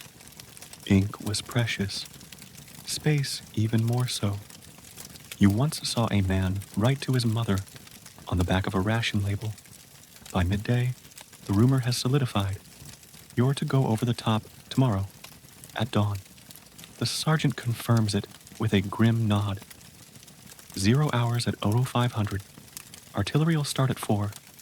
He hesitates, then adds, keep your heads down, and write your letters tonight. The trench falls quiet after that. Some men smoke in silence. Others write furiously, heads bent over paper. The act feels almost ceremonial. One last chance to anchor themselves to the world beyond the wire. You find a scrap of notepaper and a pencil stub. You start with, "Dear Mum," but the words come slow. What do you say when tomorrow might erase you? You settle for the simple things. "I'm fine. The lads are good. The food's not terrible." You lie because you can't imagine her reading the truth. Wilkins leans over your shoulder. "Put a joke in," he says softly. "They like that." So, you write, "Tell Dad, I'm getting really good at mud wrestling. Might go pro when this is done." It makes you smile, just barely. Historians still argue whether the men who went over believed they'd survive or simply stopped thinking about it. Some diaries show defiance, others numb resignation. You fall somewhere in between, a quiet dread wrapped in routine. That night, you sleep fitfully. The guns start early, thunder rolling down the line. You dream of water, endless water, and of walking through it toward a faint light. When you wake, it's still dark, but the trench vibrates with energy. Men move like ghosts, strapping helmets, checking weapons, tying lucky charms to their gear. Someone hums under his breath. Someone else throws up quietly. 10 minutes, the sergeant shouts. His voice is almost lost under the roar of artillery. The sky flashes in rhythmic pulses. You can feel it in your chest. Wilkins nudges you. "If we make it, I'm buying you a real cup of tea. With milk." You grin faintly. "And biscuits." "Luxury," he says, eyes bright but unreadable. A flare bursts overhead, casting the trench in pale white. You see faces turned upward, everyone marked by fear and something else. Determination, maybe. The sergeant raises his whistle. "Fix bayonets." The sound of metal, locking into place, runs down the trench like a wave. You take a deep breath, hands trembling slightly, as you check your rifle again. The whistle blows. You climb, hands gripping the cold edge, boots slipping on wet boards. The air outside feels thin, unreal. The world erupts in sound. Artillery, machine guns, the dull roar of thousands of boots hitting the same mud. You move forward because everyone does. The ground is pitted and slick. You stumble, regain your footing, keep going. The air smells of cordite and blood and something metallic. Bullets hiss overhead, sharp and immediate. You drop into a crater, heart pounding. Wilkins lands beside you, breathing hard. "Still with me?" he yells. You nod. "Unfortunately," he laughs, a short, mad bark. The noise is overwhelming. You can't tell direction anymore, just flashes, impacts, screams that are swallowed by the wind. A shell bursts close enough to knock the breath out of you. You press your face into the dirt, ears ringing. When you look up again, the horizon seems to be on fire. Historians still argue whether bravery in moments like this is instinct, training, or sheer accident. You decide it's a mix of all three. You move because stopping feels worse. A fragment of absurdity catches your eye. A broken signpost, jutting from the mud, half buried, pointing nowhere. Someone's scrawled on it, in chalk, "To Berlin." Eventually, you almost laugh. When the order to fall back comes, you barely hear it. You stumble, slide, and tumble back toward the trench. Every step, a battle against exhaustion. When you finally drop inside, you lie on your back, gasping, staring at the smoke-choked sky. Wilkins appears beside you, coughing. "Well," he says between breaths, "that went well." You both start laughing, loud and unhinged. because you're alive, and that feels like defiance. You know tomorrow might bring another whistle, another climb, but for now, you're back in the mud, and somehow that feels like safety.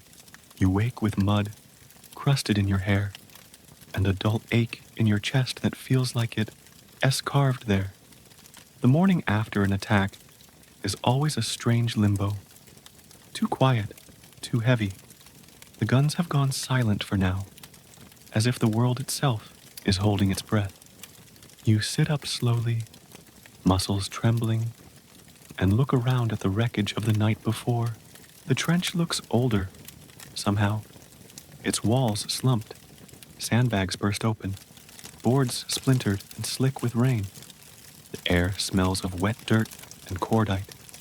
Every sound is amplified. The drip of water, the crack of wood under a boot, the muted murmur of men trying not to think too loudly. You stretch, wincing. Wilkins sits across from you, face gray beneath the mud. He's cleaning his rifle with methodical precision, the way people do when they need to keep their hands busy. Got some sleep? He asks, though you both know the answer. You shrug. Enough to dream about breakfast? He grins weakly. You in your stomach. Man nearly dies, and he's thinking about bacon. You smirk, but the thought of food makes your stomach twist. You haven't had a proper meal in days. The rations have dwindled to hard biscuits, tinned bully beef, and weak tea that tastes like rainwater. A mainstream historical fact. Each British soldier was supposed to receive about 4,000 calories a day, but supply issues often cut that in half. Fresh bread was a myth, vegetables a fantasy, a quirky tidbit. Some soldiers swore that heating their bully beef over a candle improved the flavor. Others mixed crushed biscuits with condensed milk to make trench pudding. You tried it once. It tasted like regret and sadness, with a hint of rust. You gnaw on a biscuit now, careful not to break a tooth. When this is over, Wilkins says, I'm eating an entire loaf of bread. By myself. No sharing. You nod solemnly. I'll find a bathtub full of coffee. The humor is thin, but it keeps you both tethered. By mid-morning, the sergeant calls for volunteers to help retrieve the wounded. You don't want to go, but you also can't say no. You climb out again, this time into the eerie calm of no man's land.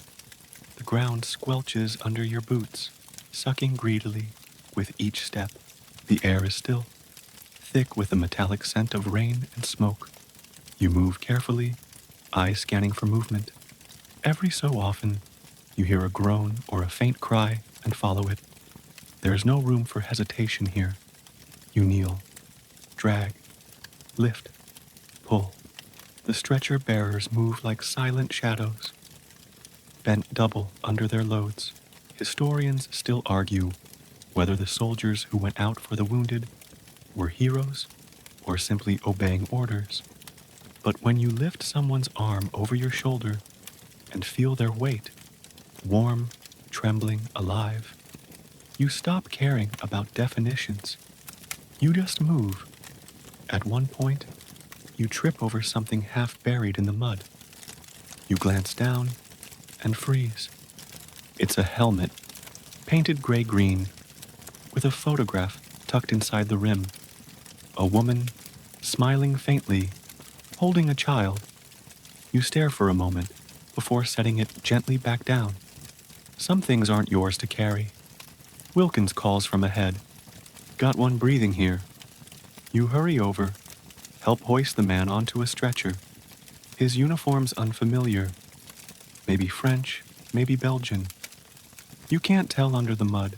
You exchange a look with Wilkins. He just says, doesn't matter. He's someone's. You carry him back, step by careful step. Each movement feels like an act of defiance against the destruction around you.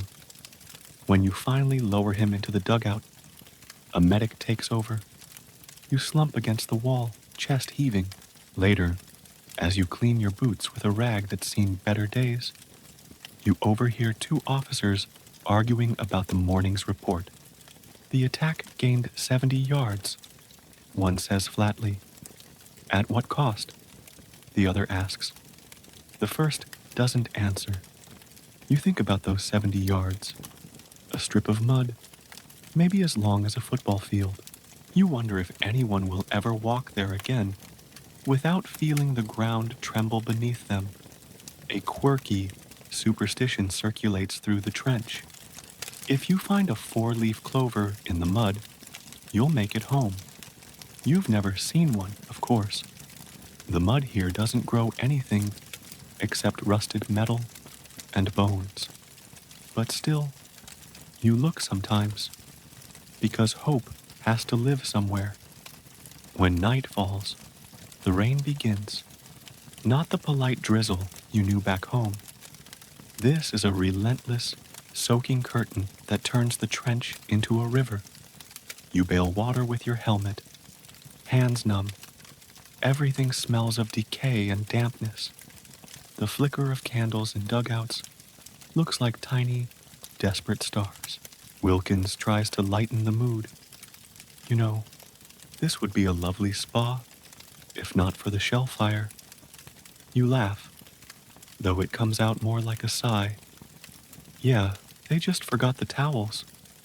You both huddle under a scrap of tarpaulin, trying to keep dry. The rain has a hypnotic rhythm, steady and unending. You start counting the drops, just to keep your mind still. Historians still argue whether trench life was more dangerous during battles or between them. The quiet days, they say, could break a man just as easily. The monotony, the damp, the rats, the waiting. You believe it. The silence stretches your nerves thin, like a violin string ready to snap. At some point, Wilkins drifts off, head against his knees. You stare at the flickering light of a distant explosion, small and almost beautiful against the dark sky. You think about how fragile everything feels, the line between being here and being gone. You remember something your father used to say, even mud remembers footprints. You're not sure what that means now, but it comforts you somehow. Maybe this place will remember, even if no one else does. You close your eyes, letting the rain drum softly against your helmet. Tomorrow will bring orders, drills, maybe another whistle.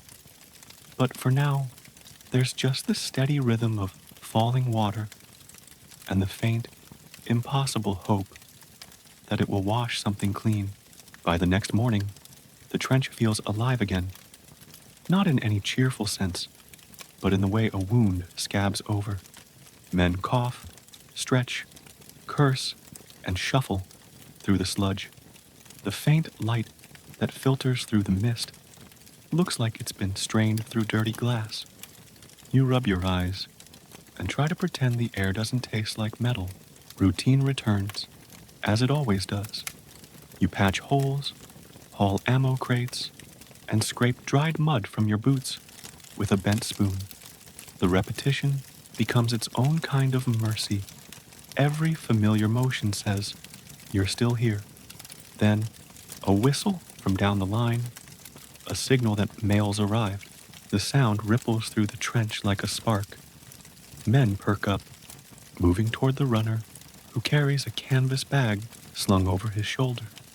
Letters are rationed joy, small scraps of life from somewhere untouched by the noise. You get one, folded tight and smudged from travel. The handwriting is your mother's, looping and careful. You tear it open, fingers trembling slightly. "Dear son," it begins. "The hens have finally started laying again. Your sister says the grocers run out of sugar, but we still have jam. We're all proud of you. Come home when you can." You read it twice, then again, just to feel the warmth between the lines.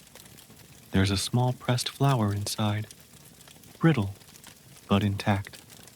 You tuck it into your pocket like a relic, a mainstream historical fact. Postal services during World War I were remarkably efficient. Millions of letters moved daily between front and home, keeping soldiers tethered to a world that still had color and laughter.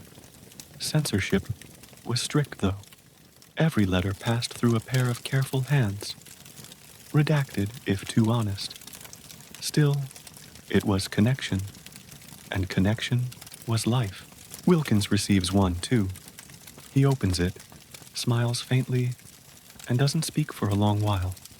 When he finally looks up, his eyes are shining. "My brother had a son," he says quietly. "Named him after me." You grin. "Poor kid." He snorts, wiping at his face with his sleeve. Moments like that almost feel sacred. For a few breaths, you're not soldiers. You're just people again, remembering why you keep your head down and your boots on. Later, a call comes from the rear trench. Ration party moving out. You volunteer without thinking. Anything to break the monotony. You grab your rifle and join the line of men winding through the communication trench.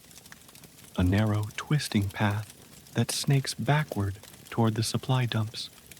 The journey is long and slow, punctuated by puddles and curses. The path smells of mildew and human fatigue. You pass a group of engineers reinforcing a dugout wall with corrugated iron. One of them whistles as he works, a tune that might be cheerful, if not for the setting. A quirky tidbit. Some soldiers carried pet rats. It started as a joke, then became practical. Rats were everywhere anyway, so a few tamed ones were treated like mascots. You spot one perched on a soldier's shoulder as you pass. It blinks at you, whiskers twitching. "Meet Albert," the man says proudly. "Best trench inspector this side of the Somme." You laugh. "Does he get leave pay?" "More than we do," he replies. When you reach the ration depot, the quartermaster hands you a crate with an apologetic grimace. "Half portion again," he says. "Supply lines are jammed." You nod, too tired to be angry. You shoulder the crate and start the long trudge back, feeling the weight bite into your arms. Halfway along, the air changes. You sense it before you hear it. Faint, distant whistle that doesn't belong to any officer. It's the high descending cry of an incoming shell. "Down!" someone shouts. You drop flat as the world erupts. The explosion rips through the ground behind you. Dirt rains down, thick and choking. You cough, ears ringing. When you lift your head, the trench wall beside you has collapsed, burying part of the path. Wilkins, a few paces ahead, yells something you can't hear. You scramble toward him, half crawling, and help pull another man free from the debris. His legs twisted, but he's breathing. You both haul him up, panting. Historians still argue whether soldiers ever truly got used to the random nature of shell fire. Some say it bred fatalism. Others, superstition. You just know it teaches you to live between seconds, to measure existence in the thin slice of silence after each blast. By the time you return to your section, you're shaking. The men cheer faintly when they see the rations, as though you've returned from a grand adventure. You drop the crate, wipe the mud from your face, and sit hard against the wall. Wilkins slaps your shoulder. "Close call." You nod. "Too close." He grins. Still, the jam's intact. Small victories. You chuckle, realizing your mother's letter is still safe in your pocket. You touch it gently, as if to make sure it's real. The rest of the day drifts by in quiet exhaustion. You share the rations, tiny portions of bread, greasy meat, and that miraculous jam. The sweetness feels foreign on your tongue, like a memory that doesn't quite fit anymore. As dusk falls, the horizon glows faintly red. The artillery starts again, rhythmic and distant. You lean against the trench wall, watching the flicker through the mist. For a strange moment, it looks almost beautiful, like lightning trapped in a bottle. Wilkins hums softly beside you, an old tune from home. You join in, your voice low and uneven. The sound mingles with the thunder of the guns, a fragile melody threading through chaos. Historians still argue whether camaraderie or sheer habit kept men sane here. You think it's both. You're held together by songs, letters, bad jokes, and the quiet promise that someday, maybe, you'll tell this story to someone who won't believe half of it. When night finally swallows the world again, you tuck your mother's letter under your tunic, close your eyes, and listen to the rhythm of the guns. Boom, pause, boom, like a broken heartbeat that never quite stops. You whisper to yourself, still here, and somehow that feels like victory. Dawn creeps in under a low, sullen sky, the color of dirty wool. The air feels heavy, charged, as if it's waiting for bad news. You blink awake to the faint rattle of tin mugs and the murmurs of half-asleep men. Someone's heating tea again. Steam curls up through the chill air like a fragile ghost. You stretch, yawn, and for a brief second, you almost forget where you are. Then the sound of distant shell fire rolls across the horizon, and reality snaps back into place. You sit on the fire step, boots squelching softly in the muck. Wilkins joins you, his uniform a patchwork of repairs and stains. You look like you fought the mud and lost, he says. You grin. I let it win. It needed the confidence. He chuckles, then grows quiet. You both know the laughter's just a way to keep the day from swallowing you whole. Orders arrive soon after breakfast. There's to be a rotation. Half the company moving back to reserve lines for rest. The other half staying to hold the sector. It sounds like mercy until you realize you're in the half-staying. Wilkins claps your shoulder. That's what we get for being such model soldiers. You smirk. Next time, I'm tripping over the officer's boots on purpose. A mainstream historical fact. Frontline troops were usually rotated every few days to prevent total collapse, though rest often meant more digging, hauling, or repairing roads under shell fire. There was no real break, just a different kind of misery. By mid-morning, the men slated for rest begin their slow march down the communication trenches, gear clanking softly. You watch them go, their faces a mix of exhaustion and relief. One man winks at you and calls, "Save me a spot." You raise a hand in reply, pretending you'll see him again soon. Then comes the new batch.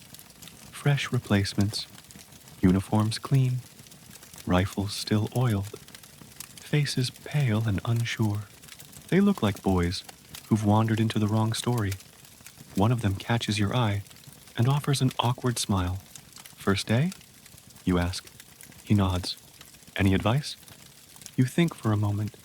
Keep your head down, your socks dry, and your hopes low. He laughs nervously. "Right. Easy enough." Wilkins mutters beside you. "We all said that once." You don't answer. You just hand the kid your spare pair of dry socks. It feels like the only useful wisdom left. The day drags by in slow motion. The artillery stays quiet, but that somehow makes it worse. You can hear the wind moving through the barbed wire, A faint, eerie whistle. It sounds almost like someone trying to sing. You glance toward the horizon and see movement. Small figures in the distance, carrying stretchers, maybe repairing lines. The war continues in miniature gestures, each one invisible from the sky. Around noon, the corporal orders a burial detail. You volunteer again, partly out of habit, partly because you can't stand sitting still. You and a handful of others climb out with shovels and stretchers, walking carefully through the pocked landscape. The earth squishes underfoot, soft and treacherous. You dig. The sound of metal biting into mud is rhythmic, almost soothing. You try not to think about what or who is beneath the surface already. Each shovel of earth feels like a small act of defiance, a promise that someone, somewhere, will rest properly tonight. A quirky tidbit. Some soldiers carved small wooden crosses out of ammunition crates, etching initials into them with pocket knives. Others used bayonets stuck upright in the ground when nothing else was available. You make one now, hands stiff, carving slowly until the shape feels right. You don't know the name to put on it, so you just write, "A friend." When you're done, you and Wilkins stand there in silence for a moment. He clears his throat. "Do you think anyone will ever come back for these?" he asks. You shrug. "Maybe not. But I like to think the earth will remember." Historians still argue whether burial rituals in the trenches were acts of faith or desperation, whether they brought peace or simply postponed grief. You think they did both. They made the chaos human again, even for a heartbeat. As you walk back, rain starts to fall. Not a storm, just a steady, patient drizzle. The kind that soaks through everything without hurry. You pull your collar up and glance at Wilkins. At least it's washing the smell away. You mutter. He laughs softly. Give it an hour. The trench will smell like wet socks and regret again. Back in your dugout, you strip off your jacket, hang it from a nail, and settle against the wall. You take out your mother's letter and the brittle flower she sent. It's fragile, but still faintly pink. You hold it up to the candlelight, and for a second, the world outside disappears. You think about home, not as a place, but as a temperature, a taste, a quietness. You imagine your sister sitting by the window, your father pretending not to worry. You imagine walking down the village lane with the smell of rain and grass instead of mud and gunpowder. Wilkins breaks the silence. "You know," he says, "when I first got here, I thought I'd get used to it. The mud, the smell, the noise. But I don't think you're supposed to." You nod slowly. Maybe getting used to it would mean you've lost something. You both fall quiet again, listening to the patter of rain above. The trench drips, groans, sighs like a tired beast. Somewhere far away, a gun thunders once, then stops.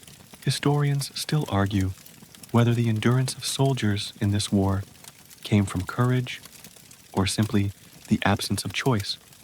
You decide it's both, tangled together like roots under the mud. You keep going because stopping feels impossible. That night, the replacements huddle together near the dugout entrance, whispering nervously. One of them starts humming, softly at first, then louder. The tune is off-key but familiar, an old lullaby maybe. Without thinking, others join in. The sound fills the trench, blending with the rain, gentle and haunting. Wilkins leans back, eyes half closed. "Almost sounds peaceful," he murmurs. You nod. "Almost." You close your eyes, letting the music and the rain blur together until you can't tell which is which. The world softens around the edges, and for a fleeting moment, it feels like sleep might actually come. Tomorrow will bring something else. More orders, more digging, maybe another shell.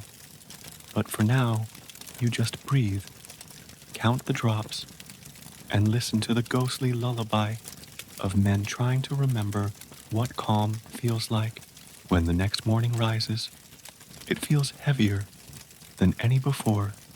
You wake to the sound of boots sloshing through water and the clipped tone of an officer barking orders.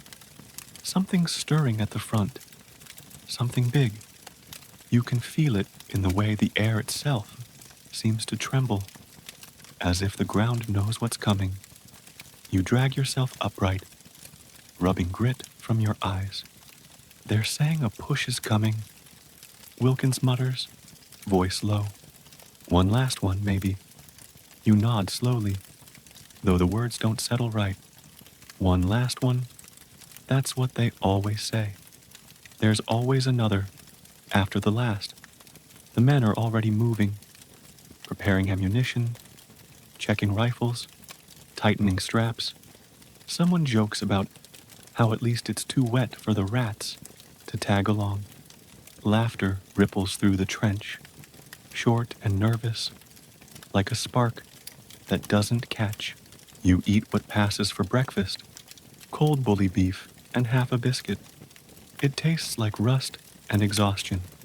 Still, you chew every bite. You've learned by now, if you can eat, you're alive. A mainstream historical fact. The average trench assault lasted mere minutes, but the preparation could stretch for days. Commanders studied maps, sent scouts, and drew lines in mud that were meant to represent victory. Soldiers, meanwhile, just cleaned their rifles and tried not to think. The sergeant appears, clipboard in hand, mud streaked across his face. Listen up, he calls. We're moving at 0500. Expect heavy shelling. Keep your heads down and move fast. The barrage lifts in 2 minutes. If you're late, you'll meet it head on. He pauses, scanning your faces. Luck be with you. Wilkins sighs. Luck's got terrible taste in company. You smirk despite the tension. She likes bad bets. He grins, thin and weary. The next few hours stretch out like string, pulled too tight. You pack light, rifle, ammunition, bayonet. A spare pair of socks you know you'll never change into. The replacements move quietly, watching the veterans for cues. Some of them fidget, others stare straight ahead, hollow-eyed. When the signal flare finally rises, a pale streak against the overcast sky, you climb the ladder. The world above greets you with wind and noise. The artillery begins its song, a relentless rolling thunder that shakes the very air. You step into it, boots sinking into the churned earth. You move forward, hunched low, heart hammering, like it's trying to escape your ribs. The world becomes fragments, mud flying, the sharp crack of rifles, the hiss of shells overhead. You taste grit, feel your breath rasp through the gas mask. You no longer bother tightening properly. You stumble once, catch yourself, and glance sideways. Wilkins is there, shouting something you can't hear. You nod anyway. It doesn't matter what he said. It's enough that he's still there. A quirky tidbit. Some soldiers carried lucky charms, coins, feathers, bits of shrapnel from earlier battles. You'd once thought it silly, but now you feel the pressed flower in your pocket, soft and fragile, and realize you've got one too. The ground ahead erupts. You drop flat, hands over your head as dirt and smoke cascade around you. When the noise fades, you push up again, ears ringing. The world swims in gray haze. Shapes move through it, figures shouting, falling, crawling forward. You follow, not thinking, just moving. Historians still argue whether bravery in these moments is real courage or just momentum. Fear so deep, it circles back into action. You'll never know. You just know you keep going, because stopping feels impossible. Then it happens. A blast. Close. Too close. The shockwave slams into you, flinging you backward into a crater. Your ears buzz like a swarm of angry bees. For a moment, there's only silence. You blink, dazed, mud in your mouth, rain on your face. You look around. Everything's blurred, distorted, like the world's been smeared. You try to move and realize your legs trapped under something heavy. Timber, maybe. You shove, groan, but it doesn't budge. Wilkins appears over the rim, shouting your name. His voice cuts through the ringing. You wave weakly. He scrambles down, grabs the beam, and heaves. It shifts, then falls away. He grins, breathless. Can't leave you to hog all the glory, can I? You laugh, but it comes out as a cough. He helps you up, and together you limp forward, one arm slung over his shoulder. The line's still moving, though slower now. The smoke clears just enough for you to see what's ahead. An endless field, torn and cratered, dotted with figures too still to be moving. The barrage has moved on, pounding somewhere far beyond. You and Wilkins stumble onward until you reach the lip of a shallow ditch and drop inside. Both of you breathe hard, shoulders pressed together. He pulls something from his pocket, a cigarette, crumpled but intact. Care to split the last one? He asks. You nod. The flame trembles as he lights it, the glow small and warm between you. You pass it back and forth, the smoke curling upward like a prayer. Think we'll make it home? He asks quietly. You consider lying, then decide against it. Maybe not today, you say, but I think parts of us will. He smiles, tired but real. Good enough. Historians still argue whether moments like this, tiny flickers of humanity in the middle of chaos, are what kept the world from unraveling completely. You think they might be right. The guns start again, distant now, but steady. You both look up. The sky is clearing slightly, thin sunlight pushing through the haze. You take it in, one slow breath at a time. You reach into your pocket and touch the pressed flower. It's bent, crumbling at the edges, but still there, still pink. You think about your mother, her handwriting looping and soft. You think about the word home and what it means when the world forgotten what peace sounds like. Wilkins nudges you.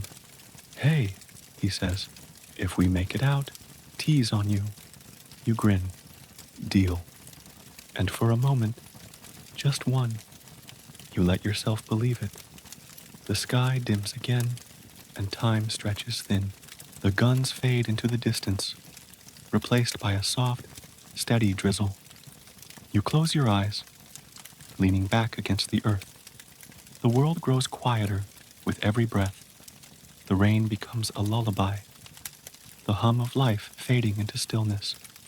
You think of warm kitchens, quiet laughter, the smell of bread baking. You think of grass that isn't soaked in blood, of rivers that run clear. Sleep edges closer, gentle and patient. You let it come. The last thing you feel is the faint pulse of the earth beneath you, steady and calm, as if whispering that somewhere, somehow, this will end. And maybe that's enough. And now, as you drift away from the trenches, let's leave the thunder behind. Imagine stepping backward through time, the mud drying from your boots, the sky clearing, the weight lifting from your shoulders. The world grows softer, the air lighter. You're no longer surrounded by smoke or fear, just quiet fields stretching under a slow sunrise. You can still hear faint echoes, the crack of distant artillery, the low murmur of tired voices, but they fade, melting into the rhythm of your breathing. Each exhale carries a little more of that heaviness away. The ground beneath you feels firm again, alive with grass instead of wire. You think about all those who walked that path for real, ordinary people caught in something far too big. You carry their stories now, tucked gently between heartbeats. And though this was a journey through fear and endurance, what remains isn't despair, it's remembrance. The simple act of knowing what they endured keeps their quiet bravery alive. So breathe in once more. Feel the stillness settle around you like a blanket. The war fades. The sky opens. Somewhere, far beyond the trenches, the world keeps turning, green and whole again. You made it through the night. Sleep easy, traveler. Tomorrow waits beyond the wire.